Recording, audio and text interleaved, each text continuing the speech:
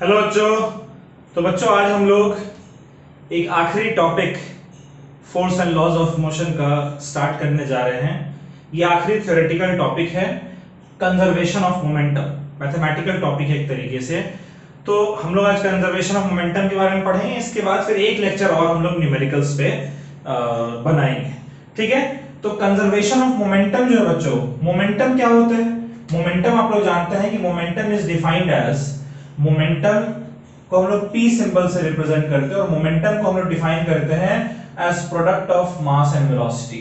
कोई भी एक ऑब्जेक्ट जिसके पास मास है और जो किसी स्पीड से या किसी वेलोसिटी से मूव कर रहे हैं, उसके साथ एसोसिएटेड एक मोमेंटम होता है। राइट। तो कंजर्वेशन ऑफ मोमेंटम जैसा कि टॉपिक हमें बताता है, कंजर्वेशन का मतलब क्या हुआ कि कोई भी चीज जो कंजर्व्ड हो, यानी कि जो थोड़ा सा भी चेंज ना हो, यानी कांस्टेंट रहे।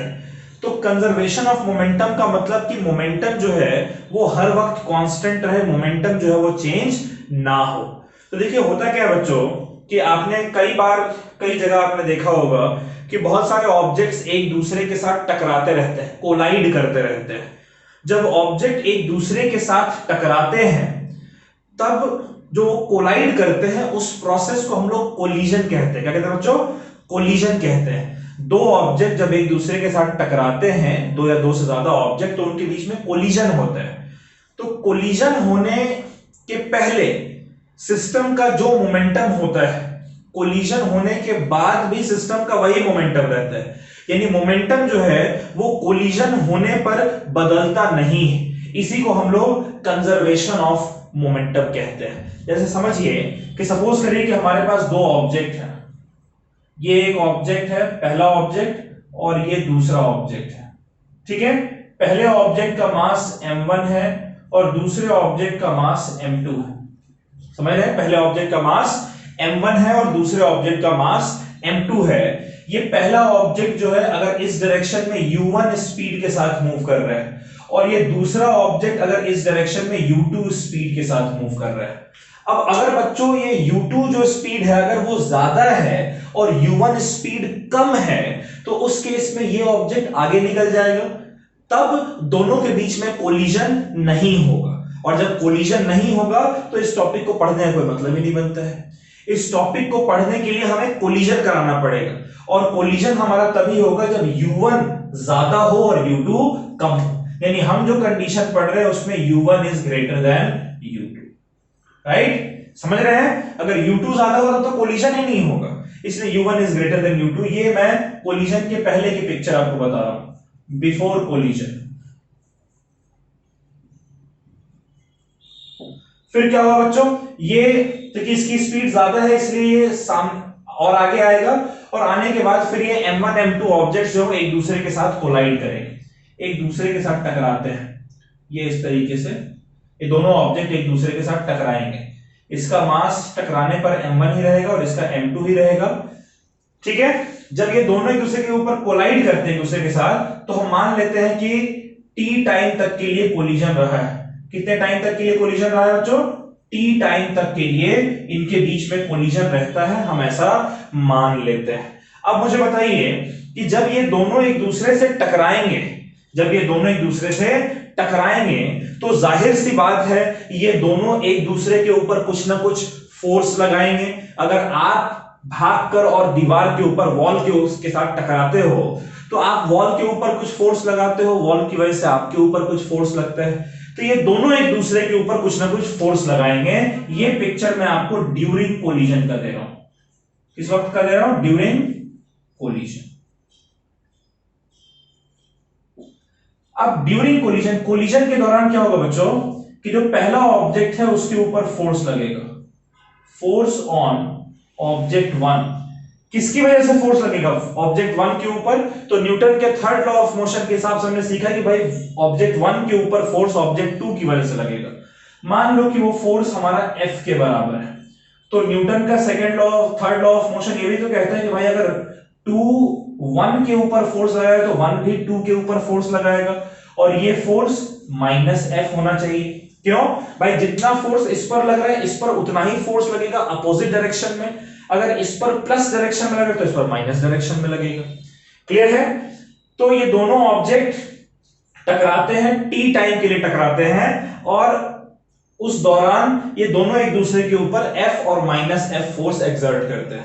अच्छा, इसके बाद क्या होगा? टकराने के बाद टी टाइम के बाद दोनों अलग हो जाएंगे, अलग हो जाएंगे, यानी कि ये आपका पहला ऑब्जेक्ट रहा और ये आपका दूसरा ऑब्जेक्ट रहा। इसका मास m1, इसका मास m2। अब बच्चों, टकराने के बाद दोनों की जो वेलोसिटी है वो चेंज हो जाएगी ना। इसकी वेलोसिटी u1 थी, सो टकराने के बाद v1 हो गई। इसकी वेलोसिटी u2 थी, टकराने के बाद v2 हो गई। ये आफ्टर कोलिजन का पिक्चर मैं आपको दिखा रहा हूं, ठीक है? अब मुझे बताइए कि मोमेंटम कोलिजन के पहले क्या है? मोमेंटम की हम लोग बात करते हैं, ठीक है? Before collision.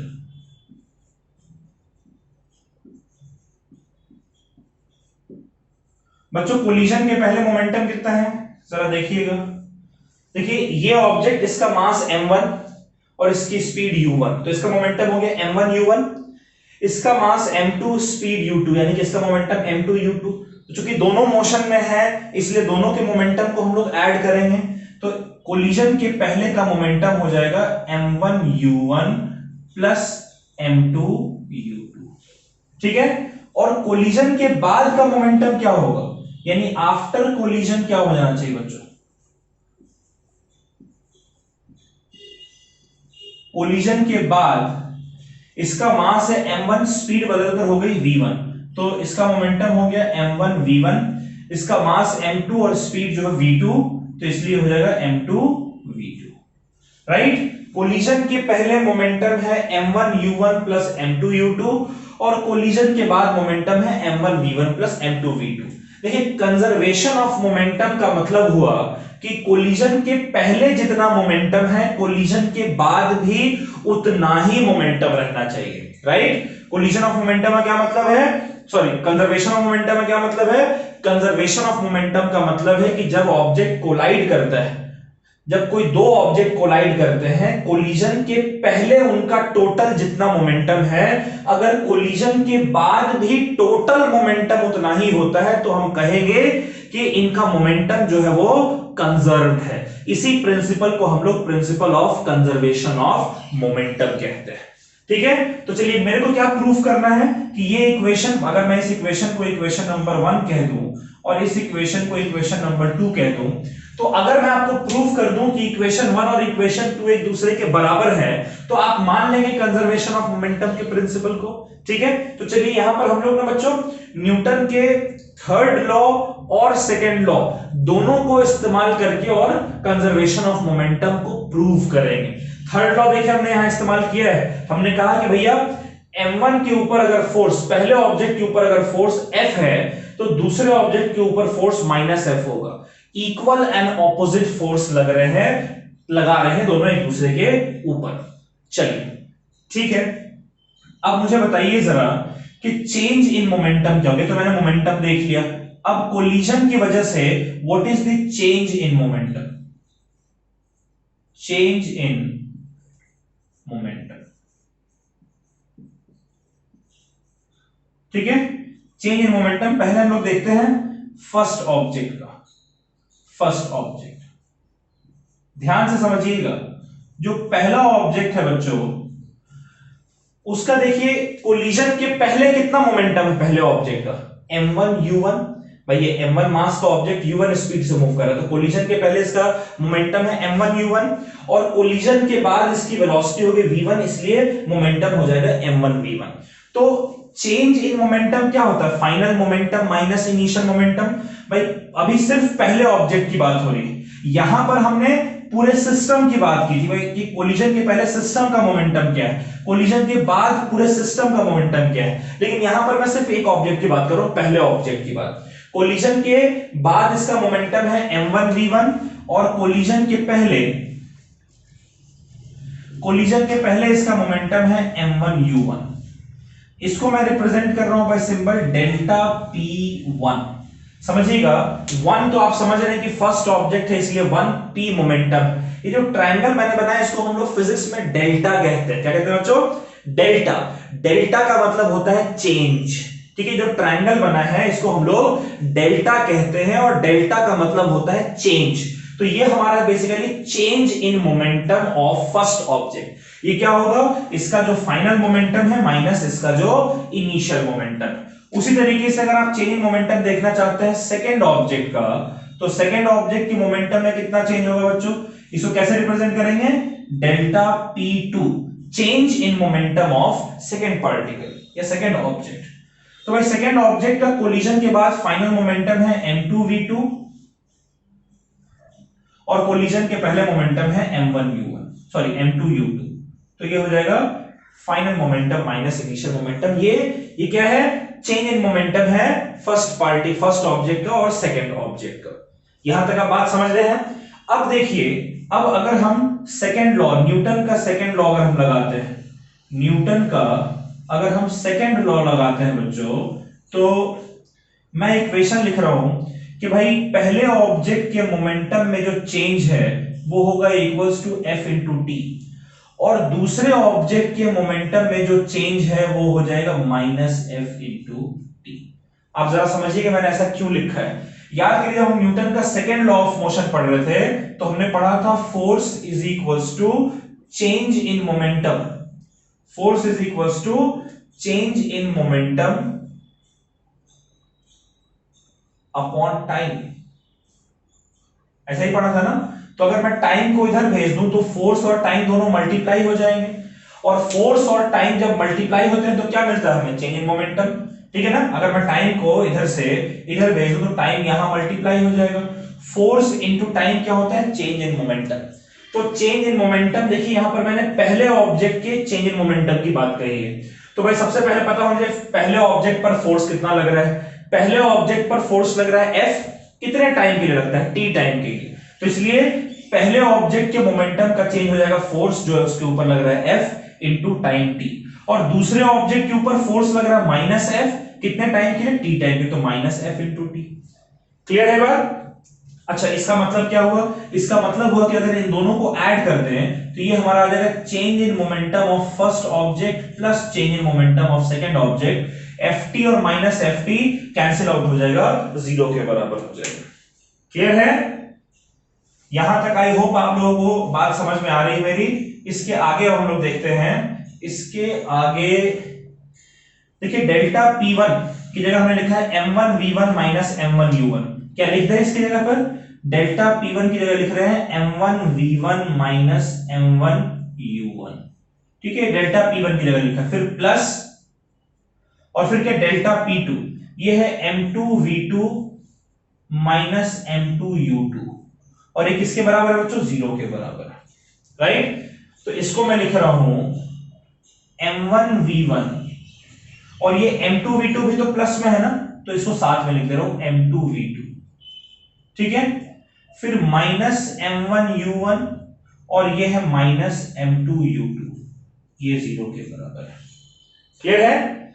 अगर मैं बच्चों माइनस m1u1 और माइनस m2u2 दोनों को इधर ले आऊं तो क्या मेरा इक्वेशन ऐसा नहीं बनेगा, m1v1 plus m2v2 is equals to, ये माइनस m1u1 इधर आकर प्लस m1u1 हो जाएगा, और माइनस m2u2 इधर आकर प्लस m2u2 हो जाएगा, राइट। Getting my point.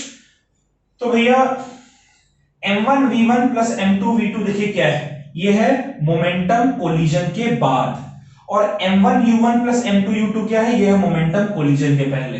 मैंने आपको यही तो कहा था शुरुआत में कि अगर मैं इन दोनों को बराबर प्रूफ कर दूं यानी कि मोमेंटम कंजर्व है, यही कंजर्वेशन ऑफ मोमेंटम है।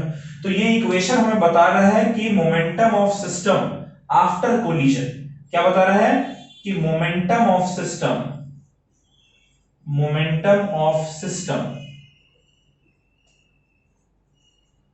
After collision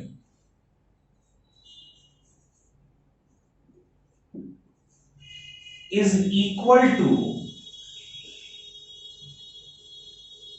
momentum of collision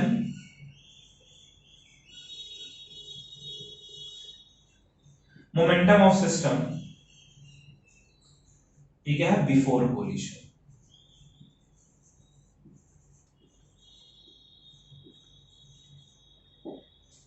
यही हमारा principle of conservation of momentum होता है। Principle of conservation of momentum. Clear है? समझ रहे हैं आप इस बात को? मैं एक बार ब्रीफली फिर से एक्सप्लेन कर दे रहा हूं, कहीं समझ में नहीं आया तो आप समझ लीजिएगा। हमने कंसीडर किया कि हमारे पास दो ऑब्जेक्ट हैं, ऑब्जेक्ट 1 और ऑब्जेक्ट 2। ऑब्जेक्ट 1 का जो मास है वो m1 है, ऑब्जेक्ट 2 का जो मास है वो m2 है। ऑब्जेक्ट 1 u1 स्पीड से और ऑब्जेक्ट 2 u2 स्पीड के साथ मूव कर रहे हैं, जहां u1 u2 से बड़ा है। फिर कुछ समय के बाद ये दोनों कोलाइड करेंगे। कोलिजन t टाइम के लिए हो रहा है, तो भाई इस t टाइम में अगर ये इसके ऊपर F फोर्स लगाता है तो ये पलट कर इसके ऊपर -F फोर्स लगाएगा। ठीक है? उसके बाद फोर्स लगने की वजह से दोनों सेपरेट हो जाएंगे, लेकिन सेपरेट होने के बाद, कोलिजन के बाद, इनका मास तो सेम रहेगा लेकिन इनकी वेलोसिटी जो है वो चेंज हो जाएगी, v1 v2 हो जाएगी। तो इस पूरे सिस्टम की अगर हम बात करें तो पूरे सिस्टम का मोमेंटम क्या है कोलिजन के पहले? m1 u1 इसका है और m2 u2 इसका है, ऐड किया m1 u1 plus m2 u2। Collision के बाद m1 v1 इसका है और m2 v2 इसका, ऐड किया तो m1 v1 plus m2 v2। ठीक है? अब देखिए दोनों ऑब्जेक्ट टकरा रहे हैं, दोनों ऑब्जेक्ट की स्पीड चेंज हो रही है, यानी दोनों ऑब्जेक्ट का मोमेंटम चेंज हो रहा है। तो भाई पहले ऑब्जेक्ट का कितना मोमेंटम चेंज हुआ है? भाई शुरुआत में इसका था m1 u1, बाद में हो गया m1 v1, तो final momentum minus initial momentum, ये आपका चेंज इन मोमेंटम हो जाएगा, डेल्टा p1। ये ट्रायंगल का मतलब फिजिक्स में डेल्टा होता है, डेल्टा का मतलब होता है चेंज, तो change in momentum of first object. वैसे सेकंड ऑब्जेक्ट के मोमेंटम में कितना चेंज है? m2 v2 minus m2 u2। Clear है? यहां तक बात समझ में आई? अब हमने न्यूटन के सेकंड लॉ ऑफ मोशन को लगाया। देखिए हमने पढ़ा है कि फोर्स होता है change in momentum upon time, तो चेंज इन मोमेंटम हमारा क्या हो जाएगा? Force into time. तो फोर्स पहले ऑब्जेक्ट के ऊपर कितना लग रहा है? F, कितने टाइम के लिए? t, तो फोर्स इनटू टाइम ये पहले ऑब्जेक्ट के मोमेंटम में चेंज है। दूसरे ऑब्जेक्ट के ऊपर फोर्स लग रहा है माइनस एफ टी टाइम के लिए, तो माइनस एफ इंटू टी ये दूसरे ऑब्जेक्ट के मोमेंटम का चेंज है। अगर दोनों को ऐड कर दे तो इधर क्या हो जाएगा? Delta p1 plus delta p2, और ये ft और माइनस ft ऐड करने पर जीरो हो जाएगा, यानी कि delta p1 plus delta p2 zero के बराबर है। ये चेंज इन मोमेंटम है पहले ऑब्जेक्ट का, ये दूसरे ऑब्जेक्ट का, दोनों हमारे पास है, हमने पुट किया, प्लस वाले को एक साथ लिखा, माइनस वाले को एक साथ लिखा, इसको दूसरे साइड भेज दिया, तो हमारा निकल कर आ गया। हम देख रहे हैं कि भाई लेफ्ट साइड हमारा मोमेंटम है सिस्टम के कोलिजन के बाद, और लेफ्ट साइड हमारा है मोमेंटम सिस्टम का कोलिजन के पहले। तो अगर बाद और पहले, कोलिजन के बाद और कोलिजन के पहले अगर पूरे सिस्टम का मोमेंटम सेम आ रहा है, यानी कि मोमेंटम हमारा कंजर्व रह रहा है। यही हमारा principle of conservation of momentum होता है। ठीक है बच्चों, इसको आप लोग नोट कर लीजिए। फिर हम लोग कुछ दो एक सवाल देखते हैं कंजर्वेशन ऑफ मोमेंटम पे, पहले इसको आप नोट करना।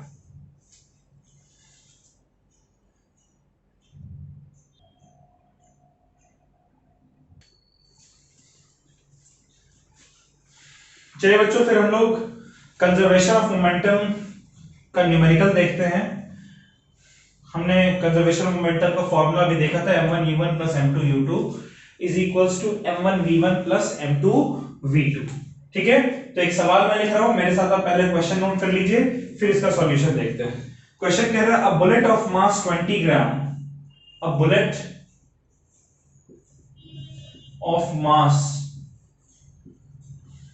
20 ग्राम moving with velocity, moving with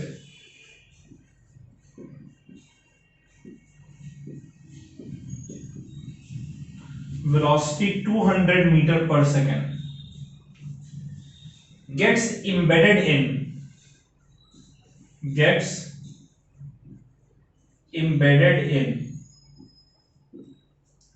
wooden block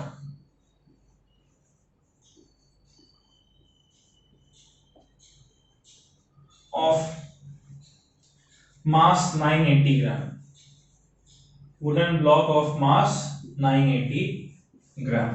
ठीक है, calculate velocity acquired by block, calculate velocity acquired by block. ठीक है, जरा समझिए बच्चों इस सवाल को।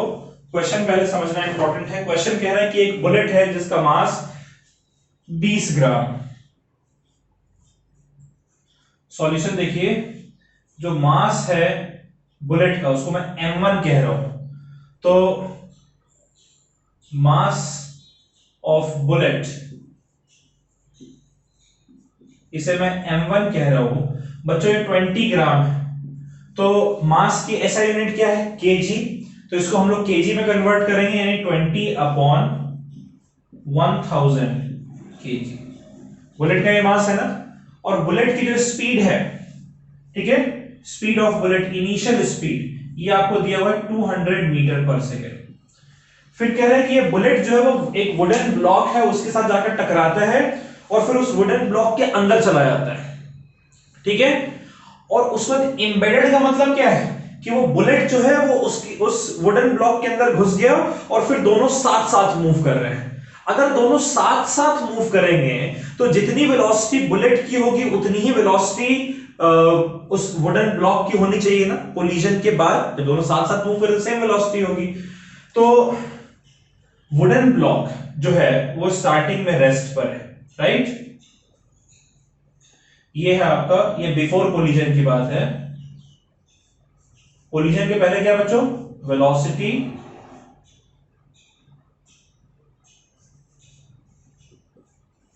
ऑफ बुलेट है ना, u1 सिंबल से रिप्रेजेंट करेंगे, ये 200, और वेलोसिटी ऑफ वुडन ब्लॉक, शुरुआत में तो वुडन ब्लॉक रेस्ट पर है ना, ठीक है, कुछ कह तो नहीं रहा कि वुडन ब्लॉक इतनी स्पीड से मूव कर रहा है, तो इसका मतलब कि वुडन ब्लॉक जो है वो रेस्ट पर है, उसकी वेलोसिटी 0 मीटर पर सेकेंड। अच्छा, कोलिजन के बाद की अगर बात करें तब जो वेलोसिटी होगी बुलेट की, जिसे हम लोग v1 कहते हैं, और वेलोसिटी ब्लॉक की क्या कहेंगे बच्चों, v2। लेकिन सवाल कह रहा है कि भाई ये दोनों जो है दे गेट एम्बेडेड, यानी कि दोनों बुलेट जो है वो उस ब्लॉक में घुस जा रहा है और फिर दोनों साथ साथ मूव कर रहे हैं। तो जब दोनों साथ साथ मूव करेंगे तब दोनों की वेलोसिटी जो सेम होनी चाहिए v, ठीक है। और जो ब्लॉक है उसका मास दिया हुआ है, मास ऑफ ब्लॉक आपको गिवन है, कितना गिवन है, 980 ग्राम, यानी कि 980/1000 kg। ठीक है, इसको आप लिख सकते हैं 0.02 kg, और इसको आप लिख सकते हैं 0.98 kg। राइट बच्चों, तो अब मुझे बताइए कि शुरुआत में जो बुलेट है वो इतनी वेलोसिटी से मूव कर रहा था, ब्लॉक रेस्ट पर था, फिर कोलिजन के दौरान वो बुलेट जो है वो ब्लॉक के अंदर घुस गया और दोनों v वेलोसिटी के साथ मूव कर रहे हैं। तो जाहिर सी बात है यहां कोलिजन हो रहा है, जहां कोलिजन होगा वहां कंजर्वेशन ऑफ मोमेंटम हमारा लगेगा। तो कौन सा फॉर्मूला लगाए हम लोग, फॉर्मूला हमारा लगेगा ऊपर लिखा हुआ आपका फॉर्मूला। कौन सा फॉर्मूला लगना चाहिए बच्चों, m1u1 plus m2u2 is equals to m1v1 plus m2v2, right. अच्छा देखिए, m1 क्या है, बुलेट का मास, u1 क्या है, बुलेट की वेलोसिटी, m2 क्या है, ब्लॉक का मास, और u2 क्या है, ब्लॉक की वेलोसिटी। u2 की वैल्यू कितनी है, 0, तो इसलिए ये टर्म हमारा 0 हो जाएगा बच्चों। ठीक है, यहां पर देखिए m1 है बुलेट की मास, और कोलिजन के बाद v1 क्या है, बुलेट की वेलोसिटी, v1 v के बराबर, और वैसे v2 भी किसके बराबर है, v के बराबर, राइट। तो हम क्या लिख सकते हैं, m1 v और m2 v में v कॉमन ले सकते हैं ना, तो क्या बचेगा, m1 plus m2, v common ले तो m1 प्लस m2 बचा, और इस साइड क्या है, m1 u1। तो यानी बच्चों v की वैल्यू जो है वो कितनी आ रही है, m1 u1 upon m1 plus m2, right. अब मैं इसमें वैल्यू पुट कर रहा हूं, यहां से वैल्यू पुट करें, क्या करते, सेम ही आना था। m1 हमारा दिया हुआ है 0.02 और u1 हमारा दिया हुआ है 200, डिवाइडेड बाई m1 हमारा है 0.02 और u1 हमारा है 0.98, राइट। तो ये हमारा कितना आ जाएगा 2 इंटू 200।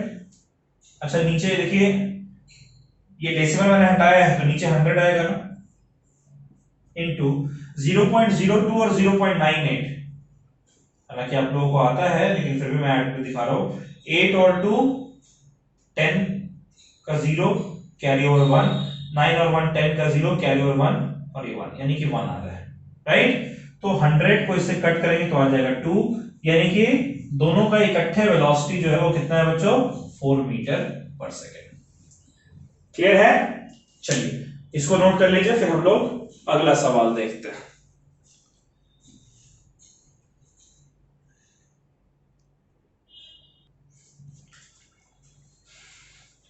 चलिए बच्चों एक सवाल है कि एक ऑब्जेक्ट है जिसका मास 2 kg is moving with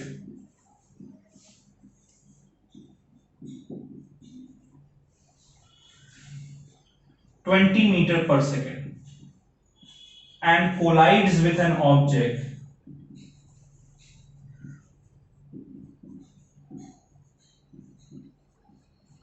of mass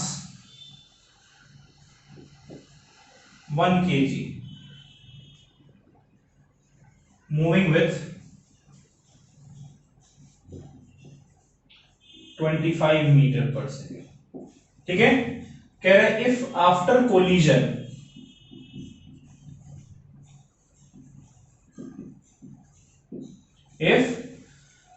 collision 2 kg moves with 10 meter per second,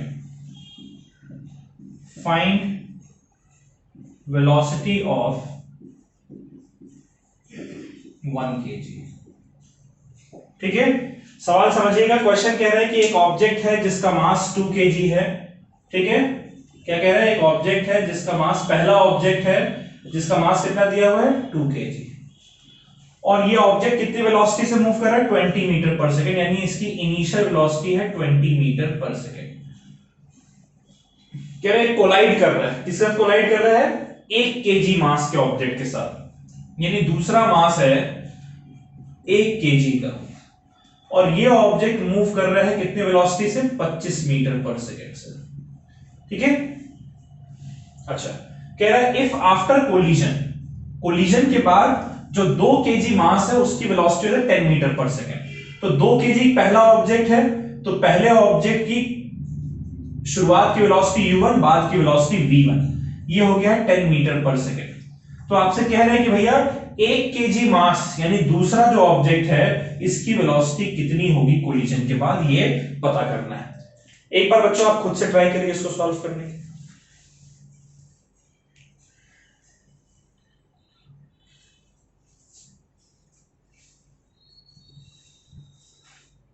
कर लिया बच्चों? चलिए उम्मीद करते हैं आप लोगों ने कर लिया। अच्छा देखिए यहां पर क्या कोलिजन हो रहा है, क्या ये दोनों टकरा रहे हैं, कह रहे हैं ना कोलाइड कर रहे हैं, कोलिजन हो रहा है। अच्छा जब कोलिजन हो रहा है, समझिएगा ध्यान से, जब कोलिजन हो रहा है तो कंजर्वेशन ऑफ मोमेंटम प्रिंसिपल हमारा लगेगा ना। कंजर्वेशन ऑफ मोमेंटम प्रिंसिपल क्या कहता है, कंजर्वेशन ऑफ मोमेंटम प्रिंसिपल कहता है कि भैया m1 u1 plus m2 u2 ये m1 v1 plus m2 v2 के बराबर होना चाहिए, राइट। m1 की जगह क्या रखेंगे 2, u1 की जगह 20, m2 की जगह 1, u2 की जगह 25, m1 की जगह 2, v1 की जगह 10, m2 की जगह 1 और v2 हमें निकालना है। ये हो जाएगा बच्चों 2 into 20 40 plus 1 into 25 25, 2 into 10 20 plus 1 into v2 right. 40 plus 25 हो गया 65 is equals to 20 plus v2। तो v2 कितना आ जाएगा बच्चों, इस साइड 65 है और ये 20 को उधर भेजे तो -20 हो जाएगा, यानी कि 45 मीटर पर सेकेंड। ये आपको निकालना था कि भाई 1 kg मास की वेलोसिटी क्या होगी कोलिजन के बाद, ठीक है। लेकिन एक चीज का ख्याल रखना आप लोगों को कि यहां पर चूंकि कुछ मेंशन नहीं था कि ये इस डायरेक्शन में, ये इस डायरेक्शन में मूव कर रहा है, इसलिए सब डायरेक्शन हमने पॉजिटिव ले लिया, इन दोनों को पॉजिटिव ले लिया, इसको पॉजिटिव ले लिया। लेकिन कुछ सवाल ऐसे भी होंगे जिसमें कहा जाए कि भाई ये ऑब्जेक्ट, दोनों ऑब्जेक्ट अपोजिट डायरेक्शन में मूव कर रहे हैं, तब उस केस में एक को पॉजिटिव एक को नेगेटिव लेना पड़ेगा। ऐसा सवाल अगला करते हैं, पहले इसको आप लोग नोट कर लीजिए।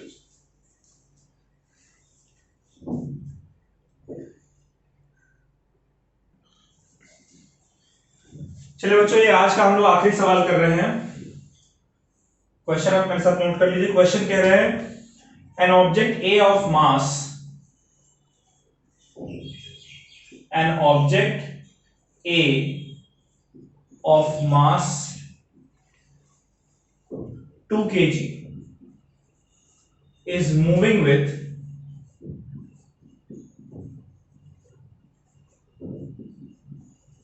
an object A of mass 2 kg is moving with 3 meter per second,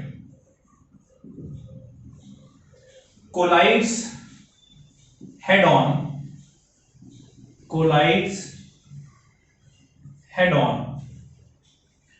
with object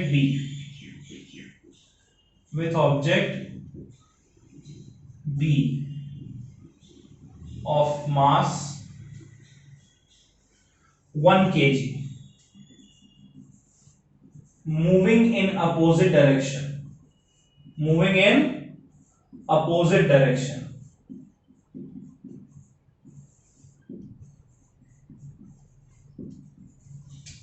ठीक है, with 4 मीटर पर सेकेंड। अच्छा, कह रहा है after collision both bodies stick together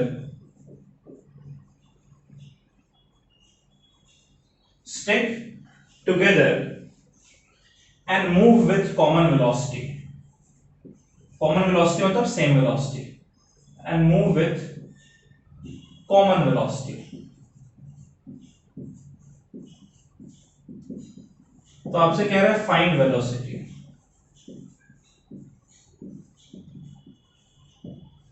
ठीक है, ये सवाल आप लोग समझिएगा, इसके बाद एक बार आप लोग से मैं खुद से ट्राई करवाऊंगा आपको। क्वेश्चन कह रहा है कि एक ऑब्जेक्ट है 2 kg मास का, ठीक है, एक ऑब्जेक्ट है मान लीजिए m1 2 kg मास का ऑब्जेक्ट, ठीक है, m1 कितना बच्चों 2 kg। ये ऑब्जेक्ट 3 मीटर पर सेकेंड से मूव कर रहे हैं, आगे की तरफ 3 मीटर पर सेकेंड से मूव कर रहे हैं, यानी u1 कितना दिया बच्चों 3 मीटर पर सेकेंड, ठीक है। फिर कह रहा है कोलाइड कर रहा है विथ ऑब्जेक्ट बी, चलिए इसको ऑब्जेक्ट ए कहा हुआ है, इसको ए कह देते हैं। अच्छा, फिर एक ऑब्जेक्ट है बी, हेड ऑन यानी कि बिल्कुल हेड टू हेड दोनों कोलाइड कर रहे हैं, हेड ऑन, ठीक है, collides head on with object B of mass 1 kg, यानी कि m2 जो है बच्चों ये हमारा 1 kg दिया हुआ है, और ये जो ऑब्जेक्ट बी है जिसका मास 1 kg है, ये मूव कर रहा है अपोजिट डायरेक्शन, यानी अगर ये इधर मूव कर रहा है तो ये इधर मूव कर रहा होगा। कितने वेलोसिटी से 4 मीटर पर सेकेंड। तो इसकी जो वेलोसिटी है u2 ये हमारी कितनी होनी चाहिए 4 मीटर पर सेकेंड होनी चाहिए कि -4 मीटर पर सेकेंड होनी चाहिए। माइनस ना बच्चों, अगर इस डायरेक्शन को हमने पॉजिटिव माना है तो इस डायरेक्शन को हम लोग नेगेटिव मानेंगे, राइट। अच्छा, फिर कहता है कि आफ्टर कोलिजन के बाद दोनों बॉडी इकट्ठे स्टिक कर जाते हैं और फिर मूव करते हैं। अगर स्टिक कर जा रहे हैं यानी कि दोनों की वेलोसिटी सेम होगी, तो दोनों को मैंने v मान लिया, यही कॉमन वेलोसिटी आपसे निकालने को कह रहा है। चलिए कंजर्वेशन ऑफ मोमेंटम प्रिंसिपल लगाइए और इसको सॉल्व करिए। चलिए बच्चों फटाफट से,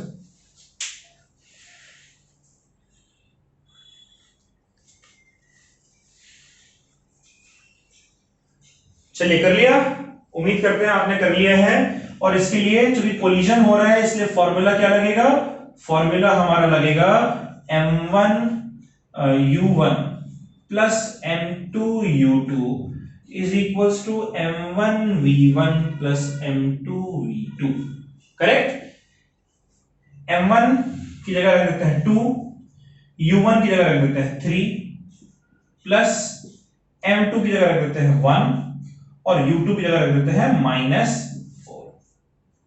m1 की जगह रख दिया 2, v1 की जगह रख देते हैं v, m2 की जगह रख देते हैं 1 और v2 की जगह रख देते हैं v।